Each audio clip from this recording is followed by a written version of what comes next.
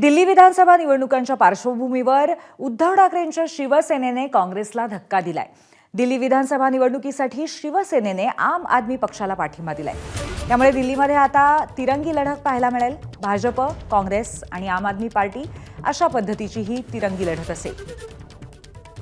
आणि या संदर्भात शिवसेनेचे ठाकरे गटाचे नेते अनिल देसाई आणि काँग्रेसचे नेते पृथ्वीराज चव्हाण तसंच संजय राऊत यांनी काय प्रतिक्रिया दिली आपण पाहूया।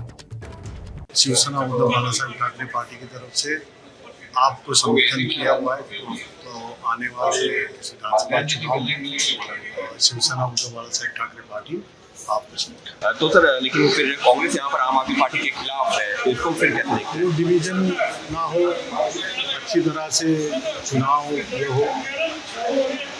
महाराष्ट्र में भी जब विधानसभा के चुनाव हुए तब आप ने हमको सपोर्ट किया था, लोकसभा में किया हुआ था जी। उसी तरह से यहाँ तो आप लोगों को लग रहा है कि कांग्रेस क्योंकि अलग लड़ रही है तो उससे वोटों का डिवीजन हो सकता है और इंडिया नहीं चाहिए जी बुरा नहीं चाहिए, वो अंडरस्टैंडिंग होनी बहुत जरूरी है। दिल्ली चुनाव बहुत अहम चुनाव है। मैं समझता हूँ शायद वहाँ केजरीवाल जीत जाएंगे। कांग्रेस भी फ्रे में है, कांग्रेस भी चुनाव लड़ेगी। अच्छा होता अगर कांग्रेस और आपका अगर गठबंधन होता, लेकिन शायद वो नहीं होते दिख रहा है। तो अभी मैं यहाँ बैठ के शायद दिल्ली में क्या हो रहा है उसके बारे में ज्यादा कहना मुश्किल होगा। काँग्रेस ही आमचाच पक्ष आहे, आम्ही एकत्र आहोत या क्षणी।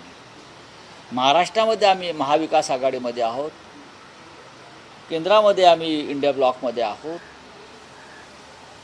एक मात्र नक्की की केजरीवाल आणि त्यांचे सहकारी ही आमच्या संपर्कात जास्त असतात। तो संवाद असतो तो केजरीवालजी आणि संजय सिंग असतील, राघव चड्डा जे असतील, ते जे प्रमुख नेते आहेत ते शिवसेनेशी त्यांचा संवाद हा सगळ्यात जास्त आहे। हे खरं आहे, पण पृथ्वीराज चव्हाण यांनी जे सांगितलेलं आहे, जर दिल्लीची विधानसभा आप आणि काँग्रेस एकत्र येऊन लढले असते तर अधिक चांगला निकाल मिळू शकेल अशी स्थिती आहे। एबीपी माझा, उघडा डोळे बघा नीट।